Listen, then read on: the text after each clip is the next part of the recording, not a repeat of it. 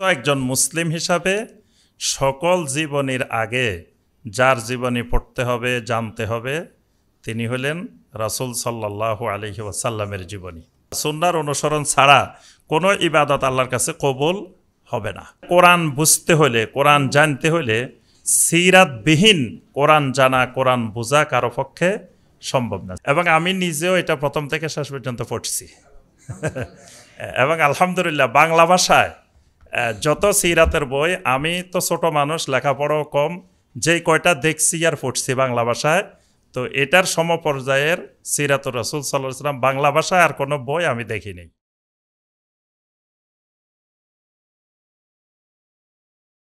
আসসালামু আলাইকুম ওয়া রাহমাতুল্লাহি ওয়া বারাকাতুহু। আলহামদুলিল্লাহি ওয়াহদা ওয়াসসালাতু ওয়াসসালামু আলা মান লা নাবিয়্যা বা'দা ওয়া আলা আলিহি ওয়া সাহবিহি ওয়া মাওয়ালা। আল্লাহুম্মা সাল্লি আলা মুহাম্মাদিন নাবিয়্যিল উম্মি ওয়া আজওয়াজিহি উম্মাহাতিল মুমিনিন ওয়া যুররিয়্যাতিহি ওয়া আহলি বাইতিহি কামা সাল্লাইতা আলা আলি ইব্রাহিম ইন্নাকা হামিদুম মাজিদ।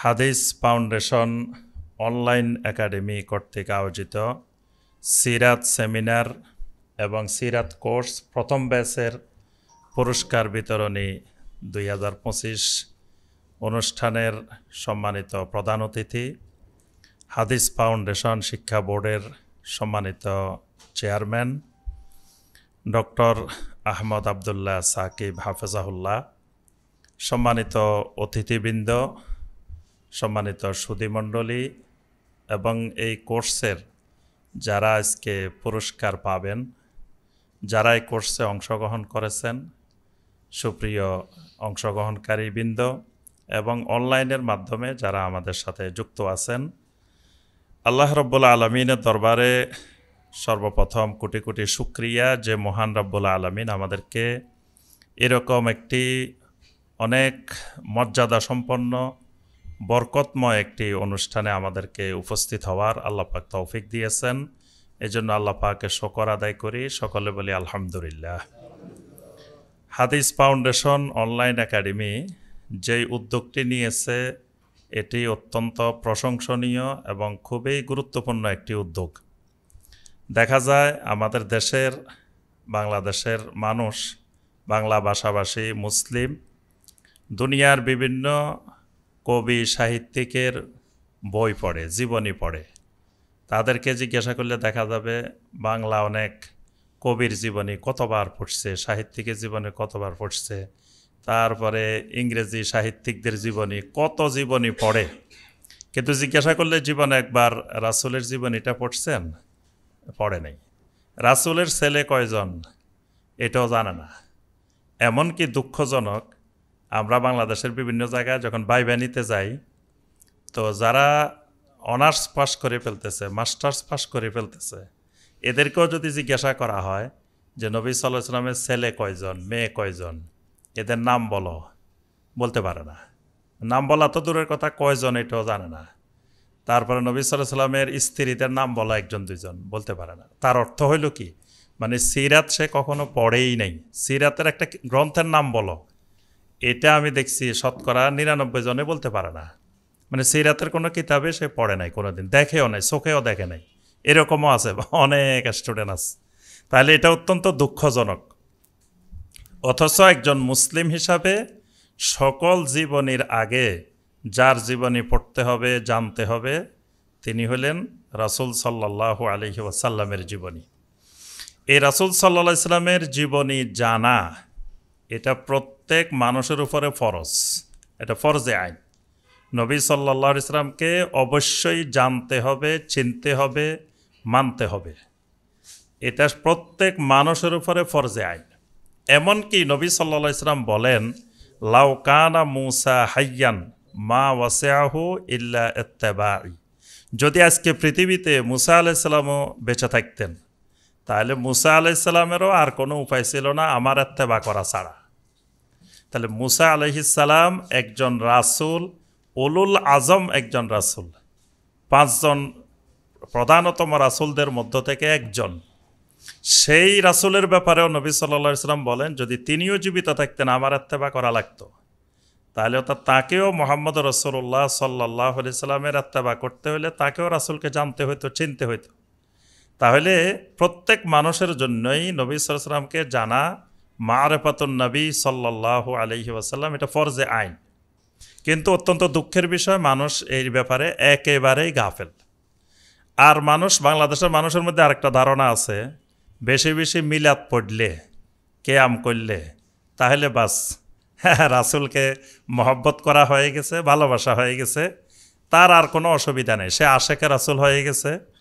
এবার সে কবরে গেলে যখন তাদের বিশ্বাস যে নবী সাল্লাল্লাহু আলাইহি সাল্লামকে ভিডিওর মাধ্যমে দেখানো হবে, মানে নবী সাল্লাল্লাহু আলাইহি সাল্লামকে তার কবরে দেখানো হবে যে এই লোকটাকে তুমি চিনো, সে বলবে যে সে তো মিলাদ পড়ছে, কিয়াম করছে, তো তা সে চিনবে না, কে চিনবে, সে তো আশেকে রাসূল। এটাকেই তারা মনে করে নিচ্ছে যে মানে নবী সাল্লাল্লাহু আলাইহি সাল্লামকে চিনার পদ্ধতি এটাই। আসলে এটা নবী সাল্লাল্লাহু আলাইহি সাল্লামকে না চিনার পদ্ধতি, জাহালতের পদ্ধতি। নবী সাল্লাল্লাহু আলাইহি সাল্লামকে চিনার পদ্ধতি হলো নবী সাল্লাল্লাহু আলাইহি সাল্লামের সিরাত জানা। তা আমি সংক্ষেপে, আজকে বেশি আলোচনার সময় নেই, আমাদের অনেক আলোচক আছেন আলহামদুলিল্লাহ, গুরুত্বপূর্ণ আলোচনা করবেন। তা আমি শুধু কয়েকটা পয়েন্ট বলবো যে রাসূল সাল্লাল্লাহু আলাইহি সাল্লামের সিরাত আমাদেরকে কেন জানতে হবে, কেন জরুরি। এক নম্বরে জানতে হবে, আমাদের ইসলামের 5টি রোকনের একটি রোকন হলো শাহাদাতে আল্লাহ ইলাহা ইল্লাল্লাহ ওয়া আন্না মুহাম্মাদার রাসূলুল্লাহ। তাহলে এটা ইসলামের প্রথম রোকন। তো এই রোকনটা যদি আমাকে জানতে হয়, মানতে হয়, তাহলে মুহাম্মদ রাসূলুল্লাহ সাল্লাল্লাহু আলাইহি সাল্লামকে স্বীকৃতি দিতে হবে, সাক্ষ্য দিতে হবে। তো মুহাম্মদ রাসূলুল্লাহ সাল্লাল্লাহু আলাইহি সাল্লামকে স্বীকৃতি দেওয়ার অর্থ কি? সেখানে লা ইলাহা ইল্লাল্লাহর অর্থ হলো আল্লাহ না'বুদা ইল্লাল্লাহ, যে আমি আল্লাহ ছাড়া আর কারো ইবাদত করব না। আর মুহাম্মদুর রাসূলুল্লাহ সাল্লাল্লাহু আলাইহি ওয়াসাল্লাম, এটা স্বীকৃতি দেওয়ার অর্থ হলো আল্লাহ না'বুদাল্লাহ ইল্লা বিমা শারাআ মুহাম্মাদুন সাল্লাল্লাহু আলাইহি ওয়াসাল্লাম, আমি আল্লাহর এমন কোনো ইবাদত করব না যেটা মুহাম্মদ সাল্লাল্লাহু আলাইহি সাল্লাম কর্তৃক স্বীকৃত না, প্রবর্তিত না, যিনি এটাকে শরীয়ত হিসেবে নির্ধারণ করেন নাই, এরকম আল্লাহর কোনো ইবাদত আমি করব না। তাহলে মুহাম্মদ রাসূলুল্লাহ সাল্লাল্লাহু আলাইহি সাল্লামের উপরে ঈমান আনতে হলে মুহাম্মদ রাসূলুল্লাহ সাল্লাল্লাহু আলাইহি সাল্লাম কে, এটা আমাকে জানতেই হবে, চিনতেই হবে। তাহলে ঈমান আনার জন্য, ইসলামে ঢোকার জন্য প্রথম জরুরি বিষয়, 1 নম্বর জরুরি বিষয়, যে আমাকে রাসূল সাল্লাল্লাহু আলাইহি সাল্লামকে জানতে হবে, চিনতে হবে। তো জানা চিনার মাধ্যম রাসূল সাল্লাল্লাহু আলাইহি সাল্লামের সিরাত, রাসূল সাল্লাল্লাহু আলাইহি সাল্লামের সিরাতকে জানতে হবে। 2 নম্বর কথা, কবরে গেলে আমাদেরকে 3টি প্রশ্ন করা হবে, আমরা সবাই জানি। 3টা প্রশ্নের একটা প্রশ্নই আছে যে মা হাযার রাজুল আল্লাযী বুইসা ফীকুম, বা কোনো কোনো বর্ণনায় আছে ওমান নাবিয়্যুকা। তাহলে নবী সাল্লাল্লাহু আলাইহি সাল্লাম সম্পর্কে একটা প্রশ্ন থাকবেই সবার জন্য। তাহলে এই প্রশ্নের উত্তর দিতে হইলে নবী সাল্লাল্লাহু আলাইহি সাল্লামের সিরাতকে জানতেই হবে। নবী সাল্লাল্লাহু আলাইহি সাল্লামের ইত্তেবা ছাড়া কেউ জান্নাত পাবে না। নবী সাল্লাল্লাহু আলাইহি সাল্লাম স্পষ্ট করে বলছেন, কুল্লু উম্মতি ইয়াদখুলুনাল জান্নাহ ইল্লা মান আবা। এই হাদিসের মধ্যে নবী সাল্লাল্লাহু আলাইহি সাল্লাম বলছেন, মান আতাআনি দাখালাল জান্নাহ, যে আমার আনুগত্য করবে সে জান্নাতে যাবে। সূরা আল আরাফের 180 নম্বর আয়াতে আল্লাহ পাক বলেছেন, ওয়াত্তাবিউহু লাআল্লাকুম তাহতাদুন, তোমরা আমার নবীর ইত্তেবা করো তাহলে হেদায়েত পাবে। সূরা আল ইমরানের 31 নম্বর আয়াতে বলছেন, কুল ইন কুনতুম তুহিব্বুনাল্লাহা ফাত্তাবিউনি ইউহিব্বুকুমুল্লাহ, যদি আল্লাহকে ভালোবাসতে চাও তাহলে আমার ইত্তেবা করো, আমার ইত্তেবা করলে, রাসূলের ইত্তেবা করলে ইউহিব্বুকুমুল্লাহ, তাহলে আল্লাহ রাব্বুল আলামিনও আমাদেরকে ভালোবাসবেন। তাহলে ইত্তেবা জান্নাত পাওয়ার মাধ্যম, ইত্তেবা হেদায়েতের মাধ্যম, ইত্তেবা আল্লাহর ভালোবাসার মাধ্যম, ইত্তেবা গুনাহ মাফের মাধ্যম। এখন ইত্তেবাটা কোন ক্ষেত্রে করতে হবে? কেউ কেউ মনে হয় নামাজের সময় খালি রাসূলের পদ্ধতিতে নামাজ পড়লে মনে হয় হয়ে যাবে, আর লেনদেন, কাজ কারবার এগুলো আমাদের মতো করলেই যথেষ্ট। কেউ কেউ মনে করে না এই রাজনীতি, অর্থনীতি, সমাজনীতি এগুলো আমাদের মতো, আর বাকিগুলো নামাজ, সলাৎ, সিয়াম, হজ, যাকাত এইগুলো রাসূলের মতো। কিন্তু আসলে বিষয়টা এরকম নয়। রাসূলের ইত্তেবা করতে হবে ফি তাওহীদিহি ওয়া ঈমানিহি, তাওহীদের ক্ষেত্রে, ঈমানের ক্ষেত্রে, ওয়াফি নিয়্যাতিহি ওয়া ফিকরিহি, নিয়্যাত এবং ফিকিরের ক্ষেত্রে, ওয়াফি আকওয়ালিহিল হাসানা, নবী সাল্লাল্লাহু আলাইহি সাল্লামের যত সুন্দর কথা আছে এগুলোর ইত্তেবা করতে হবে। ওয়াফি আমালিহি সালিহা, নবী সাল্লাল্লাহু আলাইহি সাল্লামের যত আমলে সালেহ আছে এগুলোর ইত্তেবা করতে হবে। ওয়াফি আখলাকিহিল কারিমা, নবী সাল্লাল্লাহু আলাইহি সাল্লামের সুন্দর আখলাক, যে আখলাককে আল্লাহ পাক সূরা আল কলমের 4 নম্বর আয়াতে বলছেন ওয়া ইন্নাকা লা আলা খুলুকিন আযীম, সেই খুলুকে আযীম, মহান চরিত্রের ইত্তেবা করতে হবে। তাহলে আমার লেনদেন কিভাবে হবে, আমার অর্থনৈতিক ব্যবস্থা কেমন হবে, রাজনৈতিক ব্যবস্থা কেমন হবে, সামাজিক ব্যবস্থা কেমন হবে, পারিবারিক ব্যবস্থা কেমন হবে, সকল ক্ষেত্রে নবী সাল্লাল্লাহু আলাইহি সাল্লামের ইত্তেবা ফরজ। তাহলে এই ইত্তেবা করতে হলে তাহলে রাসূলকে জানতে হবে, রাসূলের সিরাত জানতে হবে, এছাড়া আর কোনো বিকল্প নাই। আচ্ছা, তারপরে 4 নম্বর কথা যে কোরআন জানা একজন মুসলিমের জন্য জরুরি। কোরআনে কারিম নবী সাল্লাল্লাহু আলাইহি সাল্লাম আমাদেরকে যেভাবে পৌঁছাইছেন, কোরআনে কারিমকে জানা, কোরআনে কারিম অনুযায়ী জীবন গড়া, এটা ফরজ। এখন কোরআন জানতে হলে, কোরআন বুঝতে হলে সিরাত ছাড়া কোরআন বোঝার উপায় নেই। কারণ কোরআনে কারিমের কোন আয়াতটা কখন নাজিল হয়েছে এটা জানতে হলে নবী সাল্লাল্লাহু আলাইহি সাল্লামের সিরাতে যাইতে হবে, যে একটা প্রেক্ষাপটে একটা সবাবে নুজুল আছে প্রত্যেক আয়াতের, তো সবাবে নুজুলটা নবী সাল্লাল্লাহু আলাইহি সাল্লামের সাথে সম্পর্কিত। তো তাহলে কোরআন বুঝতে হলে, কোরআন জানতে হলে সিরাতবিহীন কোরআন জানা, কোরআন বোঝা কারো পক্ষে সম্ভব না। সিরাতকে বাদ দিয়ে কোরআন বোঝা যাবে না। আর কোরআনে কারিম পুরাটাই তো কানা খুলুকুহুল কোরআন, নবী সাল্লাল্লাহু আলাইহি সাল্লামের আখলাক হলো কোরআন। কোরআন বুঝতে হলে, কোরআন জানতে হলে অবশ্যই আমাদেরকে সিরাত লাগবেই। এরপরে আপনার যে কোনো ইবাদত, আল্লাহ রাব্বুল আলামিনের যে কোনো ইবাদত করতে হলে সেই ইবাদতের ক্ষেত্রে আমাদেরকে সুন্নত লাগবে। সুন্নত ছাড়া, মানে মোতাবাতুস সুন্নাহ ছাড়া, সুন্নাহর অনুসরণ ছাড়া কোনো ইবাদত আল্লাহর কাছে কবুল হবে না। প্রত্যেক ইবাদত কবুলের শর্ত আমরা জানি দুইটা, একটা ইখলাস আর একটা মোতাবাতুস সুন্নাহ। তো মোতাবাতুস সুন্নাহ এটা জানতে হলে রাসূলের সিরাত জানতে হবে, যে রাসূল সাল্লাল্লাহু আলাইহি সাল্লাম এই ইবাদতটা কীভাবে করছেন, কোন পদ্ধতিতে করছেন, এটা আমাকে জেনে তারপরে ইবাদত করতে হবে। তাহলে রাসূলকে জানা ছাড়া, রাসূলের সিরাত জানা ছাড়া কোনো ইবাদত করারও উপায় নাই।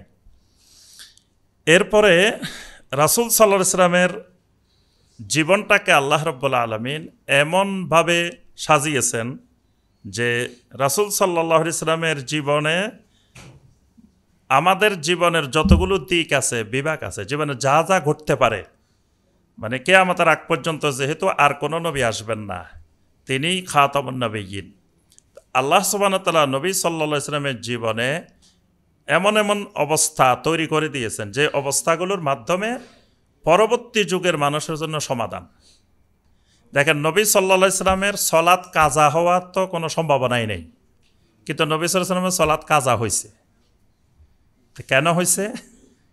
আমাদের যদি কাজা হইতো তো আমরা কি করতাম? এটাও যেন ওই লাকাদ কানা লাকুম ফি রাসূলিল্লাহি উসওয়াতুন হাসানা যেন সেখানে পাওয়া যায়। আচ্ছা, কেউ যদি বেদাত করে, নতুন নতুন জিনিস সৃষ্টি করে, তো এটা দলিল যে এটা যে বেদাত, তো এটা বুঝবো কিভাবে? তো ওইটাকে ওই হাদিসটা আমরা সবাই জানি যে মুআবিয়া রাদিয়াল্লাহু তাআলা আনহু হজে গেছেন, আল্লাহর ঘরের কোন সবগুলা স্পর্শ করতেছেন। তো ইবনে আব্বাস রাদিয়াল্লাহু তাআলা আনহু বাধা দিয়েছেন, বলছেন যে আপনি সবগুলা করতেছেন কেন? আল্লাহ রাসূল সাল্লাল্লাহু আলাইহি ওয়াসাল্লাম তো খালি হাজরে আসওয়াদকে চুম্বন দিয়েছেন, রুকনে ইয়ামানি স্পর্শ করছেন, বাকিগুলো তো স্পর্শ করেন নাই। তখন মুআবিয়া রাদিয়াল্লাহু তাআলা আনহু বললেন, তো স্পর্শ করলে অসুবিধা কি? রাসূলকে নিষেধ করছেন না? আল্লাহ রাসূল তো নিষেধ করেন নাই, তিনি ধরেন নাই, ভালো কথা, কিন্তু তিনি তো বলেন নাই যে এটা ধরা যাবে না। এখনও দেখবেন ওই যে বেদাতীদের বড় দলিল এটা, কিন্তু যে বলবে যে ঠিক আছে রাসূল করেন নাই, সাহাবীরা করেন নাই, মেনে নিছি। তা রাসূল কোথাও কি বলছে কিনা যে করা যাবে না?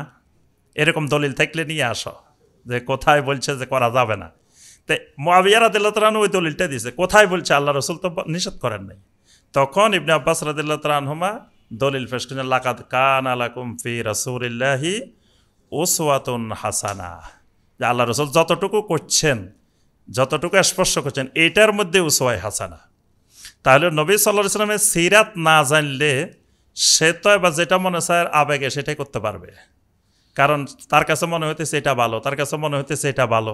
এজন্য যত সমাজে শিরিক বেদাতের আবিষ্কার, এগুলো নবী সাল্লাল্লাহু আলাইহি ওয়াসাল্লামকে ভালোবাসার জন্য নিজেদের তৈরি করা পদ্ধতি, এবং নবী সাল্লাল্লাহু আলাইহি ওয়াসাল্লামের সম্মান বাড়ানোর জন্য যা করা হয়েছে কোনোটা কিন্তু খারাপ উদ্দেশ্যে করা হয়নি। যত শিরিক আছে, যত বেদাত আছে, এগুলো নবী সাল্লাল্লাহু আলাইহি ওয়াসাল্লামের সম্মান বাড়ানোর জন্য। যেমন ধরেন আমরাও মাটির তৈরি, রাসূলও মাটির তৈরি, তো তারা মনে করছে যে রাসূলের সম্মান তো এখানে কমে গেছে, তাহলে রাসূলের সম্মান অবশ্যই বাড়াইতে হবে। তো বাড়াইতে হলে কেমনে বাড়াইতে হবে? তাহলে আমরা মাটির তৈরি, রাসূল নূরের তৈরি, বাস রাসূলের সম্মান বেড়ে গেছে। রাসূল কিয়ামতের ময়দানে সাক্ষী দিবেন। আল্লাহ পাক বলছেন যে ওয়ালিয়াকুনার রাসূলু আলাইকুম শাহিদা, রাসূল সাক্ষ্যদাতা। তা এখন সাক্ষী কেমনে দিবেন? যেটা আমি সবসময় বলি যে তারা দলিল দিছে, একটা দেখবেন ইউটিউবে আছে, কলকাতা হাইকোর্টে বিচার চলতেছে, তো বিচারে 3 জন সাক্ষী আসছে। তা একজনকে জিজ্ঞাসা করছে বিচারক, এই তুমি দেখছো এখানে যে হত্যাকাণ্ড এটা হয়েছে? কয় না, আমি দেখিও নাই, শুনিও নাই, তোমার সাক্ষী বাতিল। আরেকজন আসছে, তুমি দেখছো? কয় না, আমি দেখি নাই, তবে মানুষের কাছে শুনছি। কয় না, তোমার এটাও বাতিল। আরেকজন আসছে, তুমি হত্যাকাণ্ড দেখছো? আমি সামনে ছিলাম, সরাসরি দেখছি, সরাসরি শুনছি, আমার চোখে দেখছি, কানে শুনছি। কয় ঠিক আছে, তোমার সাক্ষী গ্রহণযোগ্য। তাহলে নবী সাল্লাল্লাহু আলাইহি ওয়াসাল্লাম সাক্ষী দিবেন, তো নবী সাল্লাল্লাহু আলাইহি ওয়াসাল্লাম যদি এখানে হাজির না থাকেন, না দেখেন, তো সাক্ষী কেমনে দিবেন? তাহলে এই যে নবী সাল্লাল্লাহু আলাইহি ওয়াসাল্লামকে আবার হাজির নাজির বানানো হয়েছে, নবী সাল্লাল্লাহু আলাইহি ওয়াসাল্লামকে আলেমুল গায়েব বানানো হয়েছে, এগুলো কিন্তু ভালো উদ্দেশ্যে। তারপরে নবী সাল্লাল্লাহু আলাইহি ওয়াসাল্লামকে আপনার সম্মান জানানোর জন্য দাঁড়িয়ে গেছে, এটা তো খারাপ উদ্দেশ্যে দাঁড়ায় না, রাসূলকে সম্মান করার জন্য দাঁড়াইছে। এইভাবে যত শিরিক বেদাতের আবিষ্কার, সবগুলো কিন্তু উদ্দেশ্য ভালো, কিন্তু নবী সাল্লাল্লাহু আলাইহি ওয়াসাল্লামকে যথাযথভাবে না চিনা, না জানা, না বুঝা। নবী সাল্লাল্লাহু আলাইহি ওয়াসাল্লাম স্পষ্ট বলেছেন, ওয়াল্লাহি মা উহিব্বু আন তারফাউনি ফাওকা মানজিলাতি মিম্মা আনজালানি আল্লাহু আযজা ওয়া জাল। আমার আল্লাহ আমাকে যে সম্মান দিয়েছেন তার থেকে বেশি আমাকে কেউ সম্মান করা, উপরে তোলা, এটাকে আল্লাহর কসম আমি পছন্দ করি না। কিন্তু তারা মনে করছে রাসূলের ভালোবাসায় আবার কিসের সীমারেখা, রাসূলকে যেভাবে ভালোবাসা যায়।